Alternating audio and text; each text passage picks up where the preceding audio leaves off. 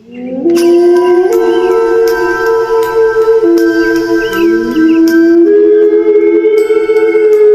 kaki bukit kecil di daerah Jawa Timur, tersembunyi sebuah desa bernama Desa Kedungarum. Desa itu tidak besar, tapi suasananya tenang. Pagi-pagi terdengar suara ayam jantan bersahutan dari pekarangan, disusul aroma kayu bakar dan uap air dari dapur-dapur penduduk. Di antara semua rumah berdinding papan dan beratap genting tua, ada satu rumah sederhana milik seorang perempuan tua bernama Nenek Rasmi. Usianya sudah lebih dari 60 tahun. Rambutnya memutih, digulung rapi di belakang kepala. Setiap subuh, sebelum azan pertama berkumandang, ia sudah sibuk di dapur kecil di belakang rumah, menanak nasi, mengisi daun pisang dengan lontong, dan menumbuk bumbu pecel di cobek batu besar peninggalan almarhum suaminya. Di sebelahnya, duduk seorang anak perempuan berumur 10 tahun, Sinta, cucu satu-satunya. Ia selalu membantu membungkus, meski kadang tangannya belepotan sambal. "Pelan-pelan, Duk. Jangan terlalu banyak sambalnya, nanti pelanggan kepedasan," kata Nenek Rasmi lembut sambil tersenyum. Sinta mengangguk kecil. "Iya, Nek. Tapi aku suka yang pedas." Nenek terkekeh pelan. "Itu karena kamu masih kecil. Orang tua kayak nenek, makan pedas dikit aja, udah panas perutnya." Pagi itu berjalan seperti biasanya. Setelah semua lontong pecel siap, Nenek Rasmi mengenakan kebaya lusuhnya, menggendong bakul besar di punggung, lalu berpamitan pada Sinta. "Nenek berangkat dulu ya, jangan main jauh-jauh. Kalau haus, ambil air di kendi, jangan dari sumur, licin," pesan nenek sambil menatap lembut cucunya. Sinta hanya mengangguk. Ia sudah terbiasa ditinggal nenek berjualan keliling. Rumah mereka memang sepi, tapi tidak jauh dari jalan desa, hanya dipisahkan kebun pisang dan rumpun bambu. Hari itu panas, terasa lebih terik dari biasanya. Jalan tanah yang biasa dilalui Nenek Rasmi mulai retak-retak dan debu menempel di kakinya. Sejak beberapa bulan terakhir, jualannya mulai sepi. Warga desa lebih sering membeli makanan di warung modern yang baru dibuka di pinggir jalan utama. "Sekarang orang-orang sudah banyak yang punya uang, gak mau jajan di bakul tua kayak aku," gumamnya pelan. Tapi ia tetap berjalan, menyapa siapa saja yang ditemuinya dengan senyum yang tetap ramah. Menjelang siang, langkahnya mulai gontai. Badannya terasa berat dan mata mulai perih karena panas. Ia mencari tempat berteduh sebentar. Di ujung jalan, tampak sebuah rumah tua dengan pagar bambu setengah roboh. Rumput liar tumbuh tinggi di halamannya. Rumah itu sudah lama kosong. Pemiliknya, Mbah Wiryo, meninggal beberapa tahun lalu tanpa ahli waris. Warga jarang mendekat, katanya angker, karena pernah ada yang melihat bayangan perempuan duduk di teras rumah itu tengah malam. Namun, bagi Nenek Rasmi, rumah itu hanyalah rumah tua biasa. Ia butuh duduk, butuh meletakkan beban bakul dari punggungnya yang terasa nyeri. Maka perlahan, ia membuka pagar bambu, melangkah ke teras, dan duduk di kursi kayu yang tampak masih utuh meski berdebu. Angin siang berembus pelan. Pepohonan di sekitar rumah berdesir lembut, menimbulkan suara lirih seperti bisikan. Dari jauh, terdengar suara jangkrik, padahal belum sore. Nenek Rasmi menatap ke arah kebun belakang yang tertutup semak. Sekilas ia seperti melihat bayangan seseorang berdiri di sana. Tapi ketika ia memicingkan mata, bayangan itu hilang begitu saja. Ia menunduk, mengusap keringat di kening. Mungkin cuma silau, pikirnya. Tak lama kemudian, rasa kantuk datang menyergap. Nenek Rasmi menyandarkan tubuhnya ke dinding kayu dan tanpa sadar terlelap. Entah berapa lama ia tertidur. Ketika membuka mata, suasana sudah berbeda. Udara terasa lebih sejuk, tapi langit tampak redup keemasan, seperti sore yang tidak pernah habis. Di depan rumah, jalanan yang tadi penuh rumput kini bersih dan rapi, seolah baru disapu. Dari arah halaman, terlihat beberapa orang berjalan mendekat, berpakaian adat kuno, dengan kain jarit dan kebaya putih. Mereka tersenyum ramah. Nenek Rasmi terkejut, berusaha berdiri, tapi lututnya lemas. "Loh, ini di mana ya?" bisiknya.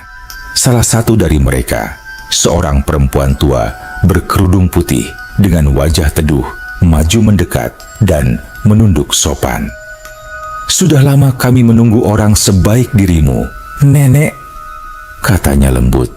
Suaranya pelan, tapi menggema di telinga nenek seperti datang dari banyak arah sekaligus. "Menunggu saya? Saya siapa, Bu? Ini di mana ya?" Perempuan itu tersenyum, matanya berkilau keemasan. "Namaku Mak Darmi. Ini kampung kami. Tak jauh dari kampungmu, tapi jarang manusia bisa melihatnya. Kau orang baik, jujur, dan tekun. Kami ingin membantumu." Nenek Rasmi bingung. Ia menatap sekeliling. Rumah-rumah di sekitar tampak seperti kampung biasa, tapi lebih bersih, lebih terang, dan setiap orang yang lewat menyapanya sopan sambil tersenyum. "Bantu saya bagaimana, Bu?" Mak Darmi mendekat sedikit, matanya menatap tajam, namun tidak jahat. "Mulai besok, pecelmu akan laris, orang-orang akan mencarinya. Tapi..." Ia berhenti sejenak, suaranya berubah lirih. "Ketika waktunya tiba, kau harus mengikhlaskan satu yang kau sayangi." Nenek Rasmi menatapnya lama. Ia tak tahu harus menanggapi bagaimana. Mungkin ini mimpi, pikirnya. Ia hanya mengangguk pelan, antara percaya dan tidak. Mak Darmi menepuk bahunya lembut. "Jangan takut, semua akan baik-baik saja." Sekejap kemudian, angin berembus kencang. Pandangan Nenek Rasmi gelap. Ia terbangun lagi di teras rumah tua itu, dengan matahari sore mulai condong ke barat. Di pangkuannya masih ada bakul pecel, dan lututnya pegal seperti tadi. "Ah, aku ketiduran," katanya pelan. Ia bangkit, menatap sekitar. Rumah itu kembali tampak tua dan berdebu. Tak ada siapapun. Ia bergegas pulang, namun keanehan mulai terasa keesokan harinya. Saat berjualan, dagangannya laris luar biasa. Orang-orang datang silih berganti, bahkan ada yang memesan lebih. "Wah, bumbunya makin enak, Nek," kata Bu Parti, tetangganya, sambil tertawa senang. Dalam hati, Nenek Rasmi heran. Bumbu yang ia buat sama seperti biasa, tapi memang wangi dan rasanya lebih sedap dari biasanya. Hari-hari berikutnya pun begitu. Setiap pagi, jualannya selalu habis sebelum jam 10. Uangnya cukup untuk membeli baju baru untuk Sinta, bahkan mulai menabung untuk sekolah cucunya. Namun setiap kali ia melewati rumah tua itu, dadanya terasa sesak. Terutama menjelang sore, ketika angin berhembus pelan, kadang terdengar bisikan halus dari arah rumah itu. Suara seorang perempuan. "Nek, waktunya hampir tiba." Suara itu samar, seolah datang dari balik dunia. Dan setiap kali mendengarnya, bulu kuduk Nenek Rasmi berdiri, meski langit cerah dan matahari masih tinggi. Beberapa minggu berlalu sejak hari itu.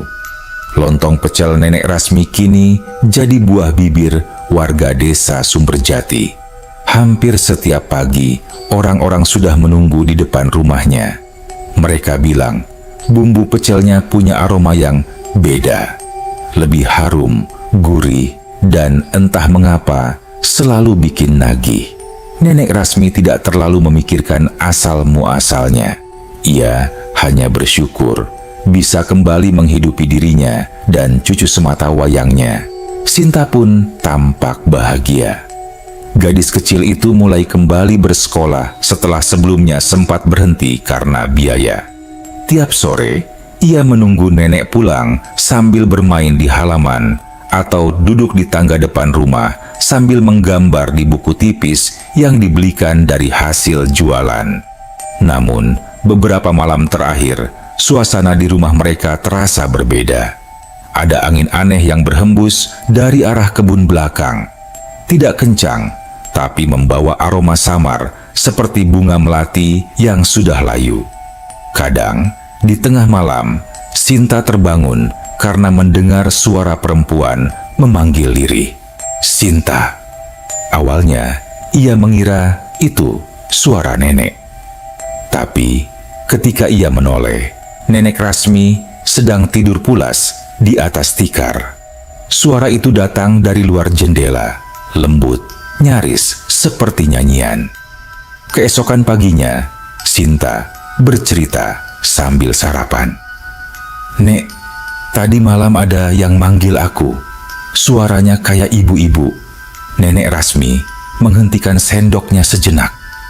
"Ibu-ibu dari mana, Nduk? Mungkin cuma angin." Sinta menggeleng pelan. "Enggak, Nek. Aku dengar jelas. Dia manggil, 'Sinta, sini.'" Suaranya halus banget. Nenek hanya tersenyum kecil, menepuk kepala cucunya. "Kamu mungkin mimpi, Nduk. Sudah, habiskan sarapanmu, nanti terlambat sekolah." Tapi dalam hati, Nenek Rasmi merasa tidak tenang. Ia mulai teringat pada perkataan Mak Darmi di rumah tua itu. "Ketika waktunya tiba, kau harus mengikhlaskan satu yang kau sayangi." Ia mencoba mengusir pikiran itu, tapi bisikan dari rumah tua di tepi jalan kian sering terdengar setiap kali ia melintas. Suatu sore, Nenek Rasmi memutuskan untuk mampir ke rumah Buparti, tetangga yang paling dekat dengannya. Rumah Buparti berada tak jauh dari masjid, hanya berjarak 2 gang dari rumah nenek. "Nek Rasmi, alhamdulillah ya, sekarang jualannya laris terus," sapa Buparti sambil menuangkan teh hangat. "Iya, Bu. Syukurlah, rezeki dari Allah," jawab nenek tersenyum, tapi matanya menyimpan kegelisahan. Mereka duduk di kursi bambu, ditemani aroma gorengan tempe yang baru diangkat dari wajan. "Tapi entah kenapa, Bu, setiap kali lewat rumah kosong di ujung jalan itu, badan saya selalu merinding," kata nenek lirih. Buparti langsung menatap serius. "Rumahnya Mbah Wiryo? Memang dari dulu rumah itu nggak enak auranya, Nek. Orang-orang bilang arwahnya masih mondar-mandir di sana. Katanya dulu Mbah Wiryo meninggal nggak wajar, jatuh di sumur belakang rumahnya." Nenek Rasmi menelan ludah. "Tapi saya pernah mimpi, kayaknya di rumah itu ketemu orang-orang pakai baju kuno." Buparti terdiam. "Waduh, jangan sembarangan, Nek. Mimpi itu bisa jadi pertanda."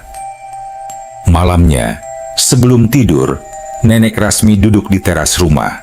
Bulan separuh menggantung di langit. Suara jangkrik terdengar bersahut-sahutan dari kebun belakang. Ia menatap jalan desa yang lengang, lalu matanya tertuju pada arah rumah kosong di kejauhan. Di tengah remang malam, ia merasa seperti melihat bayangan perempuan berdiri di depan pagar rumah itu, berkerudung putih, dengan sorot mata yang tampak memanggil. Jantung Nenek Rasmi berdegup kencang. Tapi, ketika ia berkedip, bayangan itu sudah hilang. Ia buru-buru masuk ke dalam rumah, mengunci pintu, dan mencoba tidur. Namun, menjelang tengah malam, terdengar ketukan pelan di pintu kayu. Awalnya, ia diam saja, berpikir mungkin angin. Tapi ketukan itu berulang, 3 kali, ritmenya sama. Ia bangun perlahan, berjalan dengan hati-hati ke arah pintu. "Siapa?" tanyanya dengan suara gemetar. Tak ada jawaban. Ia menempelkan telinga di daun pintu, dan seketika terdengar bisikan lirih di sisi lain. "Nek, waktunya hampir tiba." Suara itu dingin, jelas, seperti berasal dari dalam kepalanya sendiri. Seketika bulu kuduknya berdiri.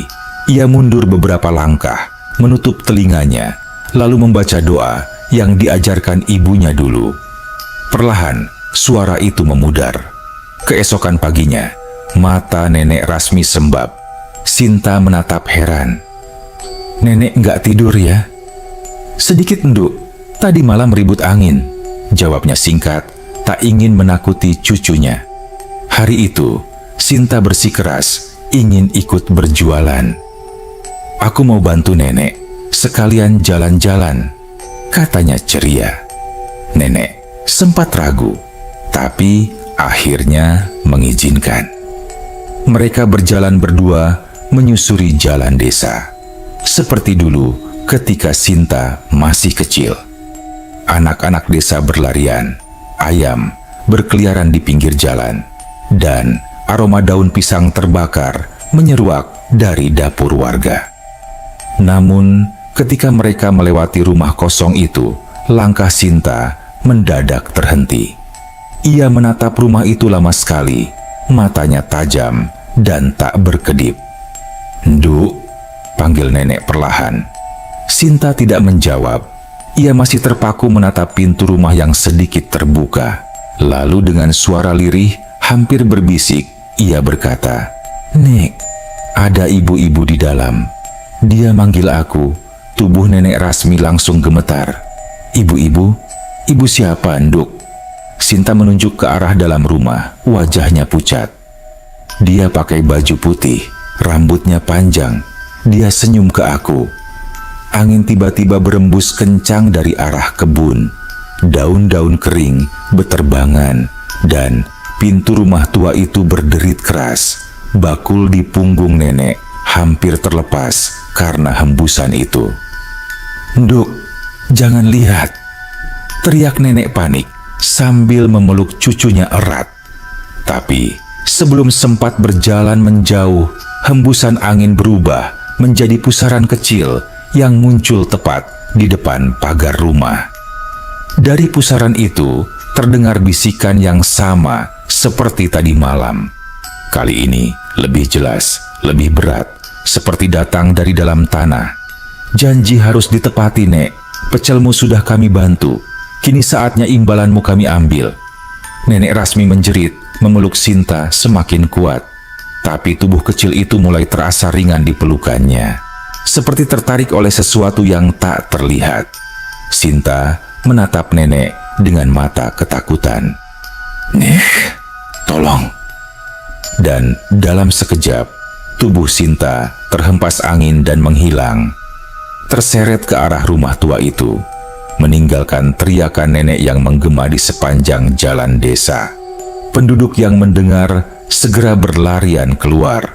Buparti dan beberapa warga lain datang tergesa-gesa melihat Nenek Rasmi terduduk di tanah, memeluk bakul pecelnya yang terbalik, menangis histeris.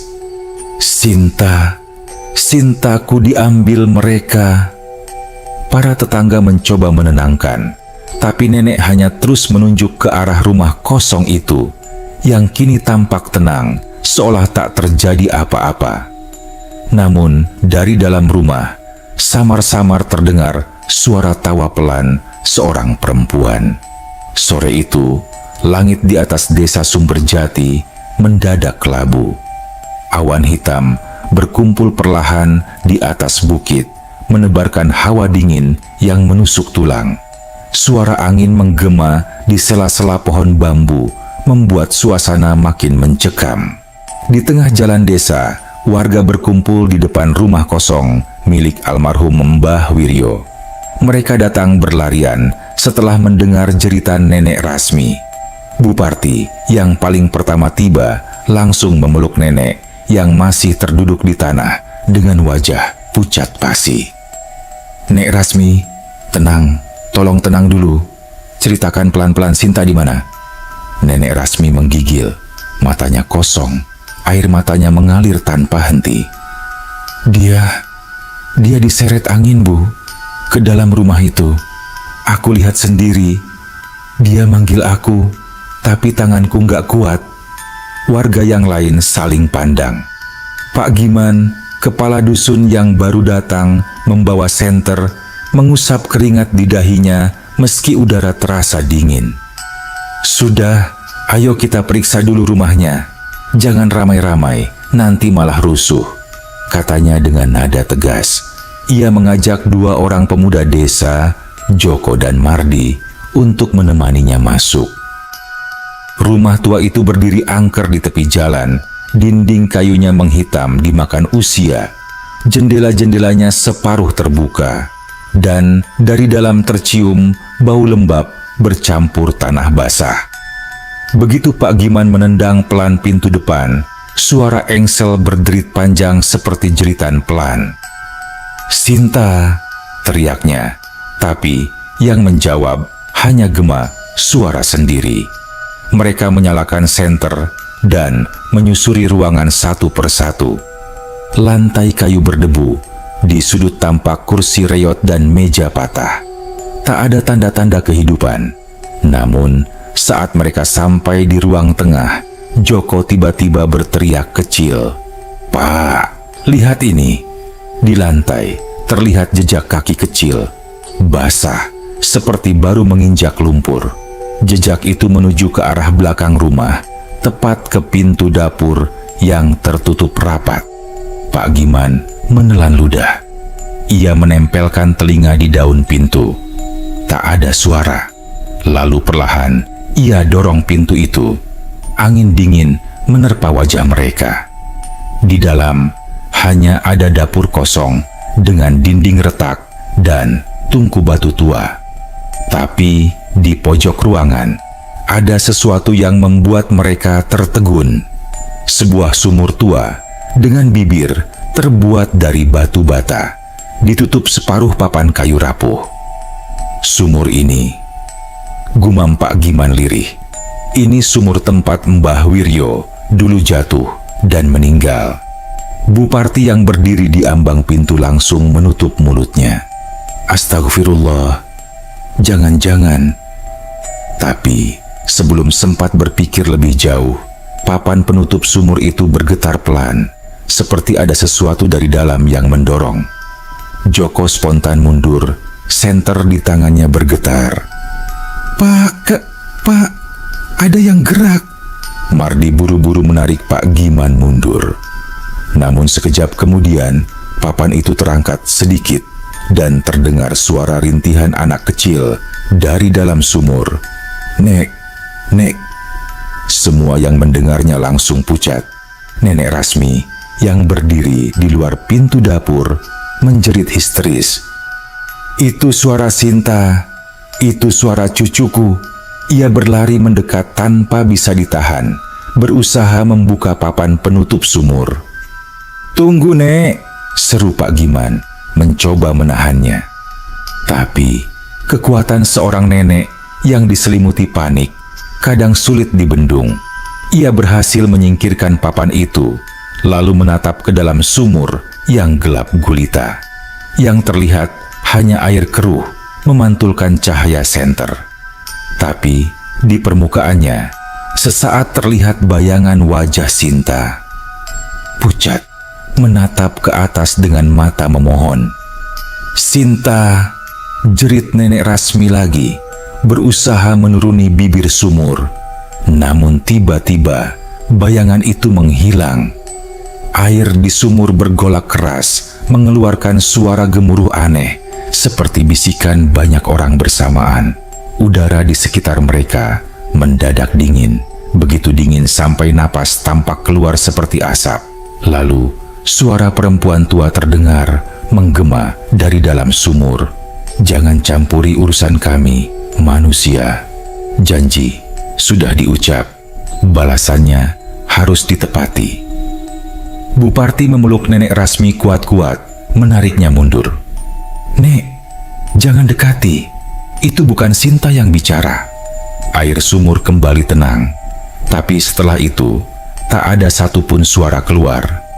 Hanya keheningan yang berat, seperti seluruh alam berhenti sesaat. Setelah keadaan agak tenang, Pak Giman menutup kembali sumur itu dengan batu besar dan papan. "Kita harus lapor ke Pak Ustadz. Ini bukan urusan biasa," katanya tegas. Warga sepakat untuk tidak melakukan apapun malam itu. Mereka membawa pulang Nenek Rasmi yang nyaris pingsan. Malam turun dengan cepat. Di rumah Buparti, Nenek Rasmi duduk di tikar dengan mata kosong. Ia tidak mau makan, tidak mau bicara. Setiap kali seseorang mencoba menenangkannya, ia hanya menggumam pelan, "Aku janji cuma dalam mimpi. Aku nggak tahu itu nyata." Pak Giman datang bersama Ustadz Rahman, orang yang disegani di desa karena ilmunya. Pria itu berusia sekitar 50 tahun, berwajah tenang dengan sorot mata tajam, tapi lembut. "Nek Rasmi," ucapnya pelan, "ceritakan dari awal apa yang sebenarnya terjadi sebelum Sinta hilang." Suara Nenek Rasmi gemetar ketika ia menceritakan semuanya, mulai dari hari ketika ia tertidur di rumah tua itu, bertemu Mak Darmi, mendengar janji tentang pecel yang laris, hingga suara bisikan, "Waktunya tiba." Ketika ia selesai bercerita, ruangan itu hening. Hanya suara jangkrik dari luar yang terdengar. Ustadz Rahman menghela napas panjang. Nenek tidak salah sepenuhnya. Dunia manusia dan dunia gaib kadang bersinggungan di tempat tertentu. Rumah itu mungkin memang menjadi pintu bagi mereka. "Terus gimana Ustadz? Cucuku masih bisa diselamatkan kan?" Suara nenek memohon. Matanya basah. "Kita akan berusaha, Nek. Tapi butuh keberanian. Malam nanti kita harus kembali ke rumah itu. Saya, Pak Giman, dan beberapa orang akan menemani. Tapi nenek harus ikut, karena hanya nenek yang punya ikatan dengan mereka."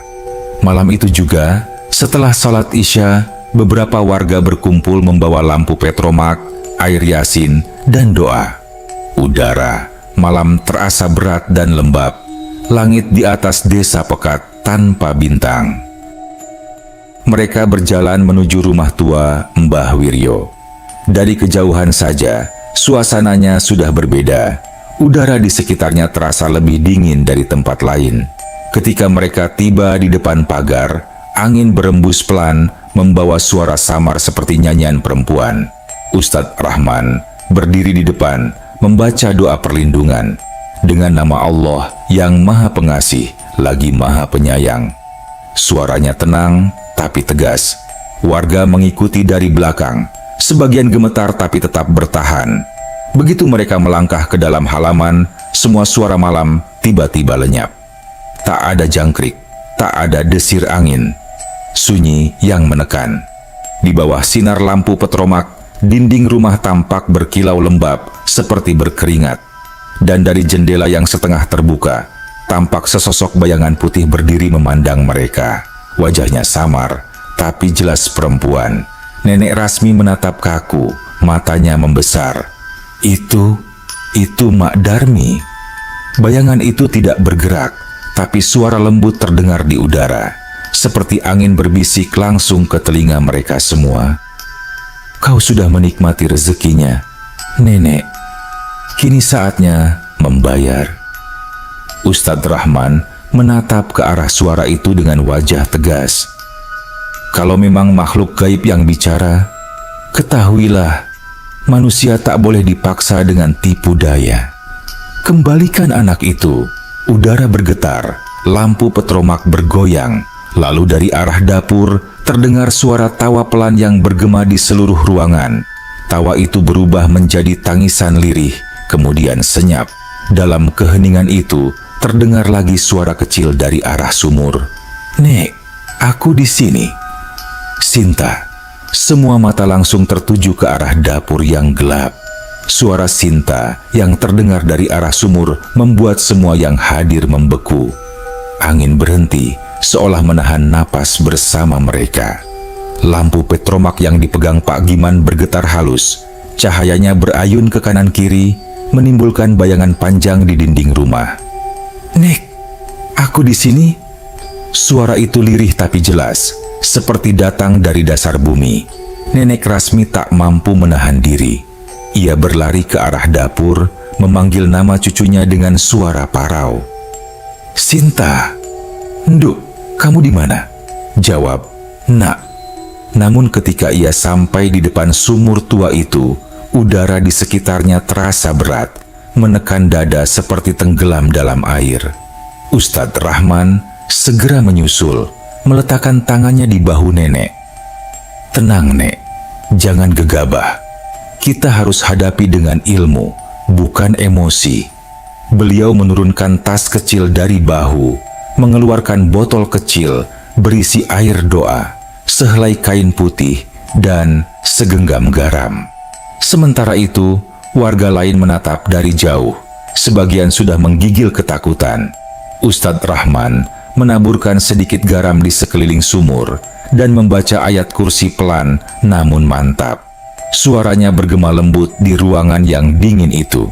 Setiap kali satu ayat selesai, angin bertiup semakin kencang, membuat suara papan tua berderit seperti jeritan. Saat bacaan mencapai penghujung, air di dalam sumur tiba-tiba beriak, bukan karena angin, tapi seperti ada sesuatu yang bergerak di bawah sana. Dari dalam gelap, perlahan muncul bayangan wajah Sinta, terlihat jelas di permukaan air. "Nenek." Suaranya lembut, tapi kali ini ada sesuatu yang aneh, datar, tanpa emosi. Nenek Rasmi tersentak. "Sinta, ya Allah, kamu masih hidup." Ia menunduk lebih dekat ke bibir sumur, tapi Ustadz Rahman segera menariknya. "Tunggu, jangan dekati." Bayangan Sinta menatap Ustadz Rahman, lalu tersenyum kecil. Tapi senyum itu membuat bulu kuduk semua orang berdiri. Terlalu tenang, terlalu dingin. Suara itu kembali terdengar, tapi kali ini bukan seperti suara anak kecil, melainkan bergema seperti banyak orang bicara bersamaan. "Kau datang lagi, manusia bijak. Tapi anak ini milik kami sekarang.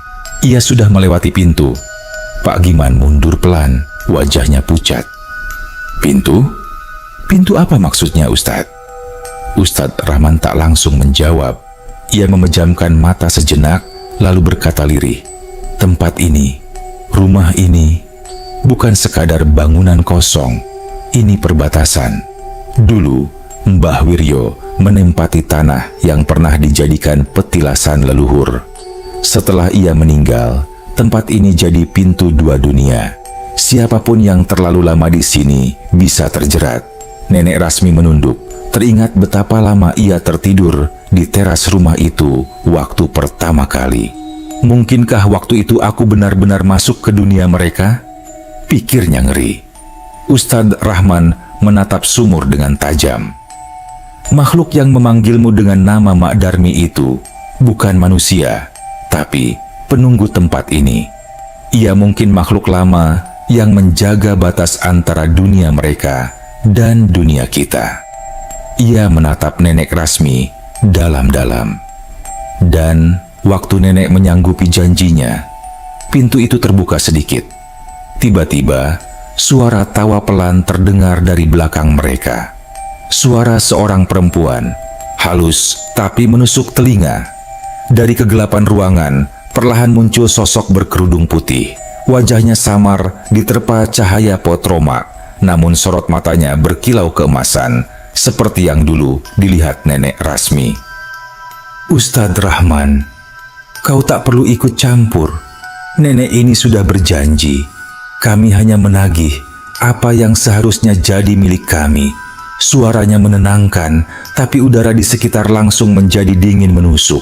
Nenek Rasmi menunduk gemetar, suaranya pecah. "Mak Darmi, jangan ambil cucuku. Aku mohon, ambil apa saja, tapi jangan dia."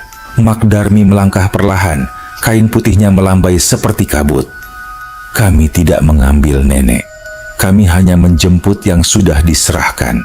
Lalu ia menatap Ustadz Rahman dengan senyum samar. Manusia sering lupa, ucapan pun bisa jadi ikatan. Ustadz Rahman menatapnya dengan tenang. Tapi janji itu diucapkan dalam mimpi, bukan dalam sadar. Kalian menipu manusia dengan rupa yang menenangkan. Itu tidak sah. Mak Darmi terdiam sejenak, lalu tertawa kecil, suaranya bergema lembut di seluruh ruangan. Sadar atau tidak, yang kami sentuh sudah terikat. Nenek Rasmi terisak. Ia jatuh berlutut di depan Mak Darmi. Aku mohon, aku cuma ingin jualanku laku. Aku nggak tahu ini akibatnya begini. Mak Darmi menunduk, menatapnya dengan ekspresi yang sulit dibaca, antara iba dan dingin. Kau perempuan jujur, itu sebabnya kami memilihmu. Tapi setiap rezeki ada harganya, Nenek. Dunia ini seimbang, tak ada yang gratis. Ustadz Rahman mengangkat tangannya, membaca ayat ruqyah dengan suara lantang. Cahaya lampu bergoyang hebat, udara makin dingin, dan dari dalam sumur muncul asap tipis berwarna keperakan. Di dalam asap itu, bayangan Sinta semakin jelas. Kali ini tampak menangis, berusaha memanggil, "Nenek, tolong aku, dingin di sini." Nenek Rasmi menjerit. Ia meraih bibir sumur seolah ingin menggapai bayangan cucunya, tapi tangan Mak Darmi terangkat menghentikannya. "Jika kau ingin dia kembali," ucapnya pelan, "kau harus menukar sesuatu yang punya nilai di dunia kalian." Ruangan seketika sunyi, semua mata tertuju pada Nenek Rasmi. "Apa maksudmu?" tanya Ustadz Rahman, menahan emosi. Mak Darmi tersenyum samar. "Bukan nyawa, bukan darah, hanya ikhlas. Jika dia tetap di dunia kalian, rezeki yang kami beri akan hilang selamanya. Hidupnya akan kembali susah, tapi tenang." Pilihannya di tangan nenek-nenek Rasmi menggigil. Tangannya gemetar hebat. Ia menatap wajah cucunya yang kini tampak jelas di permukaan sumur. "Kalau begitu, biar saja. Aku nggak butuh jualan laku. Aku cuman mau cucuku kembali." Mak Darmi menatapnya lama. Untuk pertama kali, senyum di wajahnya menghilang. Udara bergetar pelan. Lalu terdengar suara seperti angin berat menghembus dari bawah tanah. "Begitukah ikhlasmu, Nenek?" "Ya, ambil semuanya. Asal Sinta kembali," jawabnya dengan tegas, meski air mata mengalir deras di pipinya. Ustadz Rahman menundukkan kepala, membaca doa pelan. Semoga Allah melindungi yang lemah dan menutup pintu yang terbuka antara dunia. Perlahan, udara di ruangan berubah. Angin yang tadi dingin kini hangat, seperti embusan napas pagi. Cahaya petromak menjadi stabil. Sosok Mak Darmi memandangi Nenek Rasmi sekali lagi.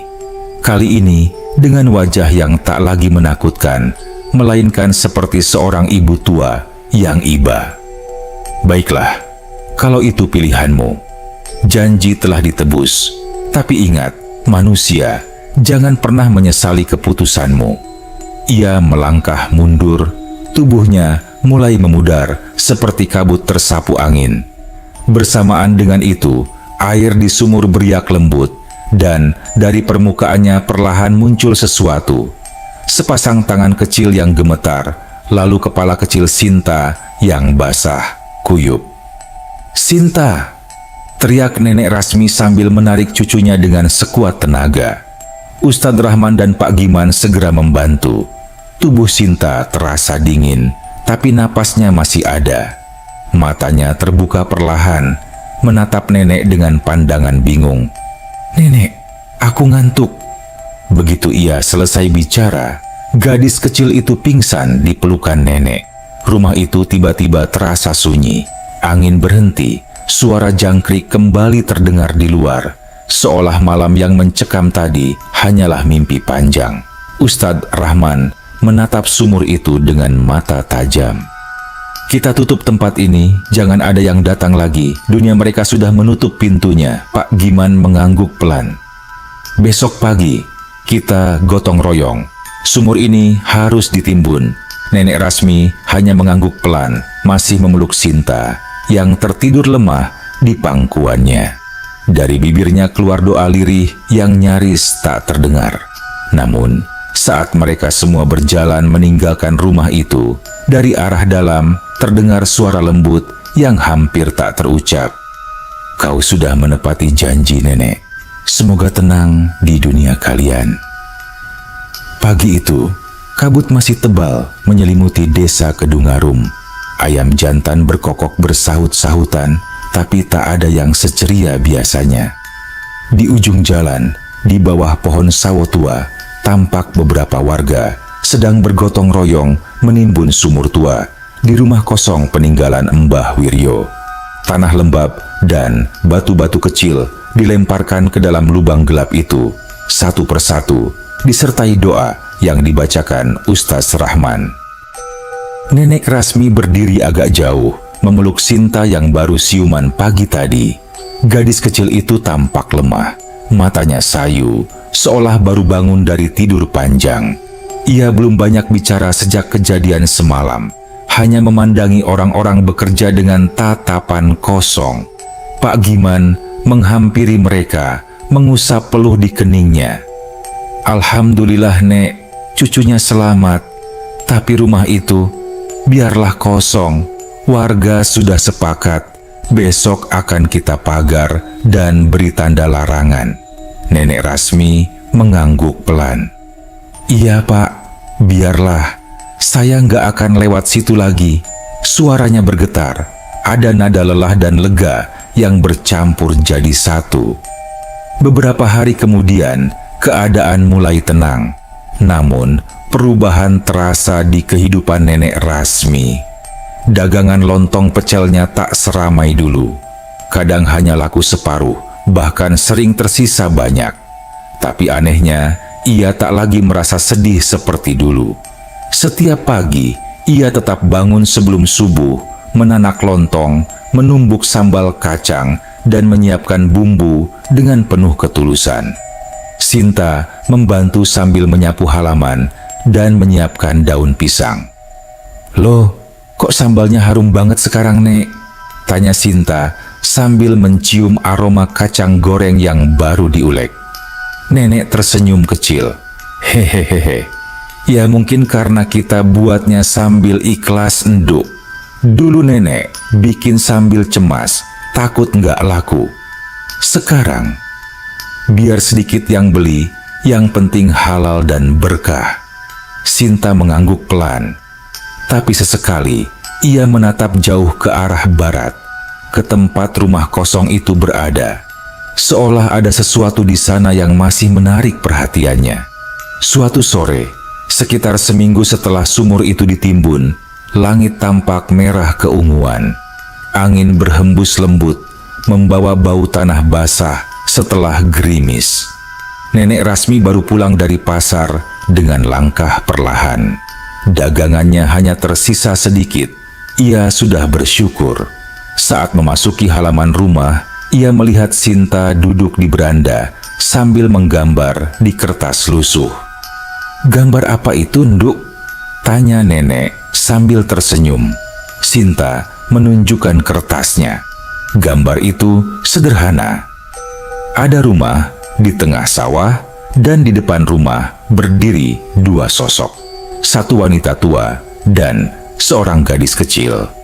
Tapi yang membuat nenek terdiam adalah sosok ketiga di pinggir gambar. Seorang perempuan berkerudung putih yang sedang tersenyum. "Ini siapa, Sinta?" Sinta menjawab pelan. "Itu Mak Darmi. Dia datang tadi siang di mimpi aku. Katanya dia mau pamit, Nek.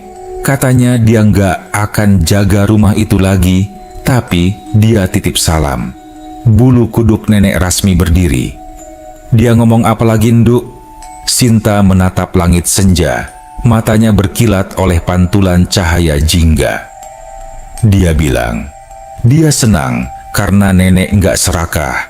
Dia bilang, kalau nenek butuh pertolongan, cukup sebut namanya 3 kali di hati. Tapi jangan di rumah itu, katanya. Nenek Rasmi hanya bisa diam, hatinya campur aduk antara ngeri, lega, dan entah kenapa sedikit haru. Mungkin makhluk itu, seaneh apapun, tak sepenuhnya jahat. Beberapa minggu berlalu, desa Kedungarum perlahan kembali normal. Namun warga mulai memperhatikan satu hal. Meski dagangan Nenek Rasmi tak lagi seheboh dulu, banyak orang yang bilang rasa pecelnya sekarang jauh lebih enak dan menenangkan. Bahkan, ada pelanggan baru yang datang jauh-jauh dari kampung sebelah hanya untuk membeli lontong pecelnya. Rasanya kayak makanan rumah waktu kecil, kata seorang ibu muda. Suatu malam, saat Nenek Rasmi tengah menutup gerobak jualannya, datang seorang lelaki paruh baya yang belum pernah dilihatnya. Ia berpakaian rapi, wajahnya ramah dan menunduk sopan. "Nek, saya orang kota. Saya dengar dari teman, lontong pecel nenek enak sekali. Saya ingin pesan banyak untuk acara besok, bisa?" Nenek Rasmi tersenyum kecil. "Wah, bisa saja Pak, tapi saya ini cuma jual kecil-kecilan." "Tak apa Nek, saya bantu belanja bahan. Saya ingin rasa pecel nenek yang jujur dan sederhana itu buat acara tasyakuran." Lelaki itu pun memberi uang muka lumayan besar. Malam itu, Nenek Rasmi duduk lama di teras rumahnya, menatap uang di tangannya. Ia tidak lagi merasa serakah, hanya bersyukur. Ia menengadah ke langit, berbisik lirih, "Terima kasih, ya Allah. Kalau memang rezeki ini datang dari jalan yang benar, semoga jadi berkah. Kalau tidak, biarlah pergi." Angin bertiup lembut. Dari kejauhan, terdengar suara serangga malam dan debur dedaunan yang bergesekan. Seolah alam sendiri menjawab doanya. Beberapa hari setelah itu, sesuatu terjadi. Sinta yang sedang bermain di halaman tiba-tiba menjerit kecil. "Nenek, lihat." Ia menunjuk ke arah pohon mangga di sudut halaman. Di sana, tergantung sebuah selendang putih, seperti yang dulu dipakai Mak Darmi. Selendang itu melambai pelan ditiup angin, seolah diletakkan dengan hati-hati. Ustadz Rahman yang kebetulan lewat langsung datang menghampiri. "Astaghfirullah, dari mana kain ini?" Nenek Rasmi menggeleng lemah. "Entah Ustadz, tapi ayah rasa dia yang meninggalkannya." Ustadz menatap kain itu lama, lalu berkata pelan, "Kalau begitu, simpanlah, jangan dibuang. Kadang, dunia yang tak terlihat pun tahu berterima kasih." Malam itu, Nenek Rasmi menggantungkan selendang itu di pojok kamar, di dekat foto mendiang anaknya, ibu dari Sinta. Entah kenapa, sejak itu, rumah mereka terasa lebih damai. Namun kehidupan tidak selalu tenang selamanya. Suatu hari, Sinta jatuh sakit ringan, demam tinggi dan mengigau. Dalam tidurnya, ia terus mengulang satu kalimat. Mak Darmi bilang, akan ada yang datang lagi. Nenek Rasmi gelisah, menjaga cucunya semalaman. Saat menjelang subuh, Sinta membuka mata dan tersenyum lemah. "Nek, aku mimpi. Ada kampung yang terang banget, kayak emas. Ada ibu-ibu di sana, pakai baju putih, dan banyak anak-anak kecil main di sawah. Katanya, itu tempat orang yang sudah tenang. Katanya, kalau nanti waktunya tiba, nenek bakal ke sana juga, tapi jangan takut. Katanya, aku nggak sendirian." Air mata menetes di pipi Nenek Rasmi. Ia mengusap kepala cucunya dan berbisik pelan, "Iya, Nduk, kalau memang itu tempat baik, semoga nanti kita ketemu di sana. Tapi sekarang, kamu sembuh dulu ya." Sinta tersenyum, lalu tertidur lagi. Kali ini dengan napas tenang. Pagi berikutnya, Nenek Rasmi membuka jendela. Langit cerah, burung-burung beterbangan di atas sawah yang menghijau. Ia memandangi dunia di luar sana. Dunia yang kadang keras, tapi penuh pelajaran. Di dapur, air mendidih di panci, lontong sudah siap, dan aroma sambal kacang kembali memenuhi udara. Ia menatap wajan itu sambil bergumam lirih. rezeki itu bukan dari siapa-siapa, cuma dari Allah. Aku hanya numpang lewat di dunia ini. Dari kejauhan, suara pasar mulai terdengar lagi, tanda kehidupan berjalan seperti biasa. Tapi bagi Nenek Rasmi, setiap langkahnya kini membawa makna baru. Bukan lagi untuk mencari keuntungan, melainkan untuk menjaga janji. Janji untuk tidak lupa bersyukur dan tidak serakah. Dan di antara hembusan angin pagi, kadang-kadang terdengar suara lembut seolah dari jauh. Kau sudah menepati janji, Nenek. Dunia kami dan duniamu kini seimbang.